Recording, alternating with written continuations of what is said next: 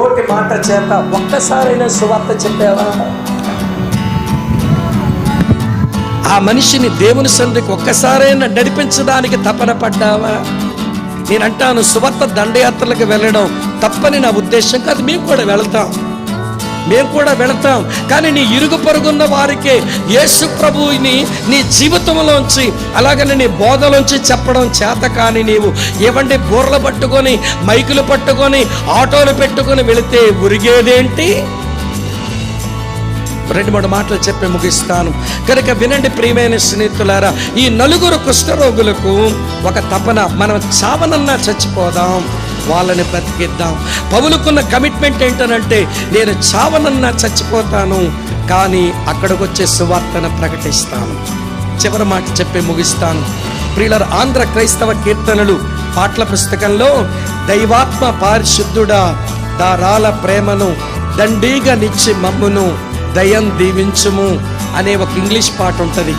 అది ఇంగ్లీష్లో పాట తెలుగులో తర్జుమా చేశారు. ఆ పాట రాసిన వ్యక్తి, చివరగా చెప్పి ముగిస్తున్నాను, ఆ పాట రాసిన వ్యక్తి యవనస్తుడిగా ఉన్నప్పుడు ఒక షిప్లో ప్రయాణం చేస్తున్నాడు. గాలి వాన తుఫాను వచ్చేసింది సముద్ర ప్రయాణంలో. ప్రియులారా, కెప్టెన్ చెప్పాడు, ఈ ఓడ ఈ గాలికి ఇలా వెళితే అటువైపు మంచు పర్వతాలు ఉంటాయి, ఆ మంచు పర్వతాలకు ఓడ గుద్దితే ఓడ ముక్కలైపోతుంది, ఎవరికి వారు సేఫ్ బోట్స్లో వెళ్ళిపోండి అని చెబితే ఎవరెవరో వెళ్ళిపోయారట. ఈలోగా ఓడ గుద్దింది మంచు పర్వతాలకి, ఓడ పగిలిపోయింది. జనమంతా నీలపాలైనారు. కొంతమంది ఈ అబ్బాయి నీలపాలైపోయాడు, కొట్టుకుంటున్నాడు నీటిలో. ఒక ముసలాయన, ఆయన కూడా ఈదుతున్నాడు. అతను ఈదడానికి కూడా శక్తి లేని ముసలివాడు, కానీ యవనస్తుడిని కలుసుకుంటున్నప్పుడు ఆ యవనస్తుడిని చూసి అంటున్నాడు నవ్వుతా, young boy, Jesus loves you అన్నాడంట. ఈ యవనస్తుడికి ఒళ్ళు మండిపోతుంది. చావబోతుంటే, మునిగిపోతుంటే యేసు ప్రేమిస్తున్నానని చెబుతున్నాడేంటి ఈ టైంలో అనుకున్నాడు. ప్రియులారా, గాలి, తుఫాను, నీరు, అలలు వీళ్ళు కొంచెం కదిలించిన దూరం అయ్యారు. మరోమారు కలుసుకున్నారట. ఆ ముసలాయన చెప్తున్నాడు, young boy, Jesus died for you అన్నాడు నవ్వుతా. అరే, చావబోతున్న ముసలోడికి నవ్వెట్లా వస్తుందండి? ఈ టైంలోనేమో యవనస్తుడా, యేసు నీ పాపాల కొరకు చనిపోయినాడురా అని చెప్తాడేంటి ముసలోడు అనుకున్నాడు యవనస్తుడు. ప్రియులారా, మరికొద్దిసేపు అయింది. మళ్ళీ ముసలోడు దూరంగా కనబడుతున్నాడు, మునిగిపోయేలాగున్నాడు. యవనస్తుడు ఈదుకుంటూ దగ్గరకు వెళ్తుంటే ఆ ముసలాయన నవ్వుతుంటున్నాడట, young boy, accept Jesus Christ as your saviour అన్నాడు. యవనస్తుడా, యేసును నువ్వు రక్షకుడిగా అంగీకరించరా అంటూనే నవ్వుతూనే మునిగిపోయాడు ముసలోడు. యవనస్తుడు మాత్రం బ్రతికాడు. తరువాత ఇంటికి వచ్చి యోహాను సువార్త చదివి మారు మనసు పొంది రక్షింపబడి ఆయన ఎక్కడికి వెళ్ళినా ఇలా చెప్తూ ఉండేవాడట, a sinking saint lifted me up, a sinking saint lifted me up. ఒక మునిగిపోయిన పరిశుద్ధుడు నన్ను పైకి లేపాడు. వినండి ప్రియులారా, మన టైం ముగింపుకు వచ్చింది. నేను ఎప్పుడు ఇలాగనుకునే పని చేస్తాను, నాతో ఉన్న వారికి తెలుస్తుంది. నేను ఎప్పుడు ఇలాగ అనుకునే పని చేస్తాను, నా సమయం అయిపోతుంది, నేను ఎంత స్పీడుగా దేవుని కొరకు పని చేయగలను, పరిగెత్తి పని చేస్తాను అనేది నా తీర్మానం. ఒక దైవజనుడు, మేము కలిసి ఎక్కువగా ఉంటాము అన్నంటుంటారు, స్వామి గారికి త్వరగా చచ్చిపోతాననే భయం, అందుకే పరిగెత్తి పనిచేస్తాడు. నేను ఎక్కువ కాలం బతికుంటానన్న నమ్మకం, అందుకే నేను నిదానంగా పని చేస్తానంటాడు. నేను అట్లనే పని చేస్తాను. సమయం దొరికిందా ఇవ్వండి, పరిగెత్తి పని చేయడానికి కారణం నా వయసు అయిపోతుంది, నా ప్రభు రాకడ దగ్గర అవుతుంది, నేను యేసు కొరకు చేసేదేదో అదే మిగులుతుంది, అది నా నమ్మకం. ఈ మాట మీకు అర్థమవుతుంది అనుకుంటున్నాను. మనం చెడిపోయే సమయం ఆసన్నం అవుతుంది, లేదా యేసు వచ్చే సమయం ఆసన్నం అయిపోయింది. మనం యేసు కొరకు ఏమి చేశామో అదే మిగలబోతుంది. ఈరోజు అక్క, చెల్లి, తమ్ముడు, అన్న, యేసు కొరకు నువ్వు చేసిందేంటి?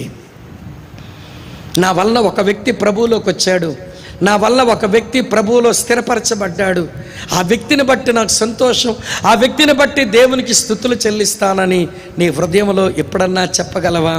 మరొక అనుభవం ఏమనుకోకండి, ఈరోజు ఒక 10 నిమిషాలు ఎక్కువైంది. మరొక అనుభవం చెప్తాను.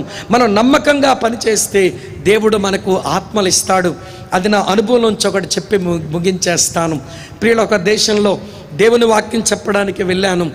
ఆ ఊర్లో ఉండే, ఆ దేశంలో ఉండే క్రైస్తవ నాయకుడు, నాయనా స్వామి, ఇక్కడ మన ఇండియా నుంచి చాలామంది స్పీకర్లు పిలుస్తుంటాను నాయన, కానీ అందరి దగ్గర సభల్లో వాక్యం చెప్తున్నారు, కానీ మన తెలుగు వాళ్ళు ఎక్కువ మంది ఆ భయంకరమైన ఎడారిలో పొలాల్లో ఉంటారు నాయన, ఫీల్డ్స్లో ఉంటారు. వాళ్ళు ఎక్కడి నుంచో వచ్చిన మట్టి మీద వాళ్ళు వ్యవసాయం చేస్తుంటారు. వాళ్ళు బానిసలుగా బతుకుతారు. వాళ్ళ పాస్పోర్ట్ వాళ్ళ దగ్గర ఉండదు, వాళ్ళ వీసా వాళ్ళకు ఉండదు. రోడ్డు మీద తిరిగితే పోలీసులు అరెస్ట్ చేస్తారనే భయం, ఎవరి దగ్గర ఉండలేక వాళ్ళు బానిసలై బ్రతుకుతారు. వాళ్ళ దగ్గరికి వెళదామంటే ఎండలో రావాలి, ఎడారిలోనికి ఎవరో రావడం లేదు. నాకు వయసు పెరిగిపోతుంది, వాళ్ళ మధ్యకి వెళ్ళి సేవ చేయాలని ఉంది బాబు, నువ్వేమనుకోకపోతే వస్తావా అన్నాడు. అదేంటి అంకుల్, అది గొప్ప భాగ్యం. అందులో మన తెలుగు వాళ్ళు బానిసలుగా పడున్నారు, వాళ్ళ మధ్య వాక్యం చెప్పే అవకాశం అంటే ఇది నాకు ప్రివిలేజ్ అంకుల్, ఖచ్చితంగా వెళ్దాము రండి అన్నాను. ప్రియులారా, ముసలాయన అన్నీ సిద్ధం చేశాడు. పళ్ళు, కూల్ డ్రింక్స్, చాలా చాలా తినుబండారాలు సిద్ధపరచుకొని సౌదీ అరేబియా బోర్డర్కు ప్రియులారా ఎడారిలో ప్రయాణం చేసి వెళ్ళాము. 2-3 ఫీల్డ్స్ తిరిగాము, వాళ్ళు కూర్చోబెట్టాం, వాక్యం చెప్పాం, మా దగ్గర తినుబండారాలన్నీ ఇచ్చాం. ఒక క్యాంపులోకి వెళ్ళి వాక్యం చెబుతున్నాను. తర్వాత మేము తెచ్చినవన్నీ కూడా మేము డిస్ట్రిబ్యూట్ చేస్తాము. ప్రియులారా, అందరూ కూర్చొని వాక్యం వింటున్నారు. నాకు అర్థమవుతుంది ఇందులో కొంతమంది తెలుగు వాళ్ళు ఉన్నారు అని. ఎక్కువ మంది, ఒక కుర్రవాడు మాత్రం, వాడు ఒక్కడి దగ్గరే బైబిల్ ఉంది. వాడి వయసు మహా ఉంటే 25-26 సంవత్సరాల వయసు ఉంటుందేమో. వాడు బైబిల్ తెరిచి నేను వాక్యం చెబుతూ ఉంటే అలా ఏడుస్తూ వాడు వాక్యం వింటున్నాడు. వాడు బైబిల్ తడిచిపోతుంది. ప్రియులారా, బైబిల్ తడిచిపోతుంది. నేను వాక్యం చెప్పిన తర్వాత కూల్ డ్రింక్స్, పళ్ళు అన్నీ పంచాము. నేను అబ్బాయి దగ్గరికి వచ్చి భుజం మీద చేసి, తమ్ముడా మీరు ఎక్కడి నుంచి వచ్చారు? నేను వాక్యం చెప్పినప్పుడు చాలా దుఃఖపడుతున్నావు, ఏంటి నీ కండిషన్ అంటే, అబ్బాయి అన్నాడు, అన్న మాది ఈస్ట్ గోదావరి రావులపాలెం అన్న, నేను ఈ దేశానికి వచ్చిన తర్వాత నా పాస్పోర్ట్, నా వీసా అన్నీ పోయాయన్న, సిటీలో తిరిగితే పోలీసులు అరెస్ట్ చేస్తారన్న, అందుకే స్లేవ్గా ఇక్కడ ఉండిపోయాను, బానిసగా వీళ్ళ దగ్గర వ్యవసాయం చేసుకుంటున్నాను. దేనికి తమ్ముడు ఏడుస్తున్నావు? ఇంటికి వెళ్ళలేవనంటే, నాకు తెలుసన్నా ఇంటికి వెళ్ళలేనని. అమ్మ ఉన్న భూమి అమ్మి ఒక ఏజెంట్ చేతిలో పెట్టి నన్ను ఇక్కడ పంపించింది, అప్పులు తీరుస్తానని. ఇక అమ్మను చూడలేను, అప్పు తీర్చలేను. కానీ అమ్మను చూడలేనని, అప్పు తీర్చలేనని కాదన్నా నా ఏడుపు, నేను మరొకందుకు ఏడుస్తున్నానన్నా అన్నాడు. తుడుచుకుంటా, ఎందుకు ఏడుస్తున్నావు తమ్ముడు అంటే, మేము నైట్ పండిన పంటంతా కూడా వ్యాన్లో తీసుకొని సిటీలోకి వస్తామన్నా, ఇక్కడ వేసేస్తాము, మళ్ళీ నైటే వెళ్ళిపోతాం ఫీల్డ్స్కి, ఎవరికి దొరకకుండా వెళ్ళిపోతామన్నా. నేను ఒక నైట్ ఈ ఒక 25 రోజుల క్రిందట పండిన పంటంతా కూడా వ్యాన్లో వేసుకుని వచ్చాను. అవన్నీ దింపుతుంటే ఓ తెలుగు ఆయన కనబడ్డాడు, నన్ను పలకరించాడు. ఇగోటన్నా ఈ కరపత్రం ఇచ్చాడు, ఈ కరపత్రంలో నీ ఫోటో ఉందన్నా. మీరు చాలా కాలం కిందట మా రావులపాలెంలో మీరు వాక్యం చెప్పినప్పుడు నేను యేసుప్రభు నమ్ముకున్నానన్నా. ఈ కరపత్రం చూడగానే సంతోషం అనిపించింది, కానీ మీరు వాక్యం చెప్పే దగ్గరకు నేను రాలేను సిటీలోకి. ఆ కరపత్రిక అందిన నాట నుంచి నేను రోజు ఏడుస్తూ ప్రార్థన చేశానన్నా, ప్రభువా ఈ అన్న వాక్యం చెప్పినప్పుడు నిన్ను నమ్ముకున్నాను, బాప్తీసం తీసుకున్నాను, ఆయన ఈ దేశం వస్తున్నాడు, వెళ్ళి వాక్యం వినాలని ఉంది, కానీ నాకు వెళ్ళే అవకాశం లేదు, నన్ను కనికరిస్తే ఆ సేవకుడిని నా దగ్గర తీసుకురావా, ఒక్క ప్రసంగం వింటాను అని ఏడ్చానన్నా. ప్రతిరోజు ఈ 25 రోజులు ఏడుపుకు ఫలితమేనన్నా.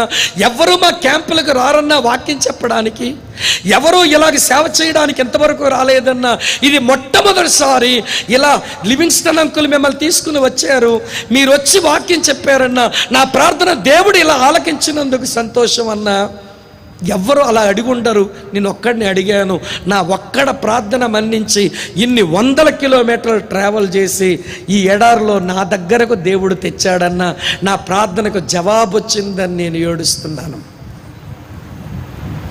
ప్రియులారా, నాకు అప్పుడు ఏడుపు వచ్చింది. ఆంధ్రాలో ఎక్కడో సువార్త చెప్పాను, ఎవరో ప్రభువుని అంగీకరించారు, అక్కడ చెబుతున్నాడు. ఆ రోజు సువార్త చెప్పినప్పుడు నేను ప్రభువులోకి వచ్చాను. నువ్వు ప్రభు కొరకు బతకడానికి ఇష్టం ఉంటే, సువార్త చెప్పే మనసు ఉంటే, సంఘములో నమ్మకస్తురాలివి నమ్మకస్తుడవైతే నీ వల్ల ఎవరు వెలిగించబడతారో ఏమనుకోకండి. ఇంకొక మాట చెప్పి ముగిస్తాను. ఎవరో వాట్సాప్లో ఒక మెసేజ్ పంపించారు. ఒక క్రొవ్వొత్తి, ఒక అగ్గిపుల్ల, క్రొవ్వొత్తి వెలుగుతున్నది, అగ్గిపుల్ల ఆరిపోయి ఉంది. దాని కింద ఇలా రాసి ఉంది. ఏం రాసిందో తెలుసా? ఒక స్నేహితుడు తన స్నేహితుడిని వెలిగించడానికి వెలిగి ఆరిపోయాడు. ఇది అగ్గిపుల్ల కథ.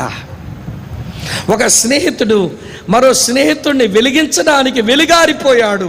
ఇది అగ్గిపుల్ల కథ. కొవ్వొత్తి గురించి రాసింది.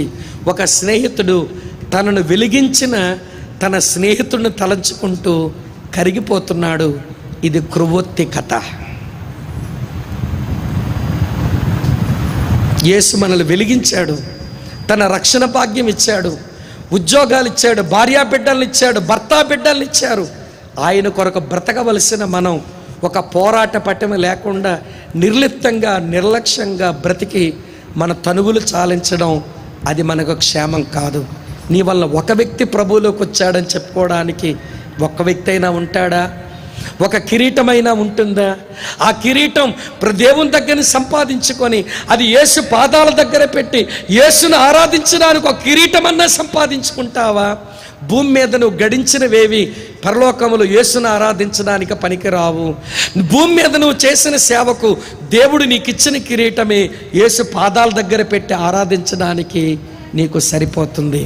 ఏమి సంపాదించుకున్నావు? ఏమి గడించుకున్నావు? ప్రియుల, ఇంతకంటే ఎక్కువ చెప్పలేను.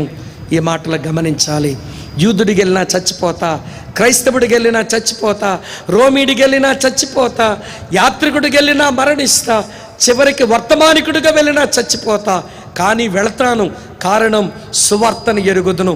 ఇది వాగ్దానం చేయబడింది, ఇది నిరూపించబడింది, ఇది శక్తివంతమైనది, ఇది ప్రకటించడానికి సరిపోయేది. ఇంత గొప్ప సువార్త దేవుడు నాకిచ్చాడు, అది నా సొంతమైంది, చెప్పక నేను ఉండలేను. ఇదే మన మాట అయితే ఆయన కొరకు బ్రతుకుదాం. ఇంకా ఎంతకాలమని ప్రసంగాలు విని సంబరపడి కూర్చుంటాం. ఆ గుడారములోకి వెళ్ళి తిన్నావు, ఈ గుడారములోకి వెళ్ళి తిన్నావు, ఆ మీటింగ్కి వెళ్ళి తిన్నావు, ఆ మీటింగ్కి వెళ్ళి తిన్నావు, ఈ ప్రసంగికుడు వండింది తిన్నావు, ఆ ప్రసంగికుడు వండింది తిన్నావు, సంబరాలు చేసుకున్నావు. కానీ కుష్ఠరోగులు సంబరం చేసుకొని ఆగలేదు. మనం వెళ్ళి చెబుదాం, మనం చచ్చామనన్నా చచ్చిపోదాం, వాళ్ళని బ్రతికిద్దామనుకున్నారు. ఈ రాత్రి నీ మాట ఏమిటో నువ్వే ప్రభువుకు చెప్పుకో. ఒక్క మాట చెప్పనా? మరోసారి మనం ఇలా కలుసుకునే అవకాశం ఉంటుందో ఉండదో, నా యొద్ద నుంచి మీరు వినే ఫైనల్ మెసేజ్ ఇదే.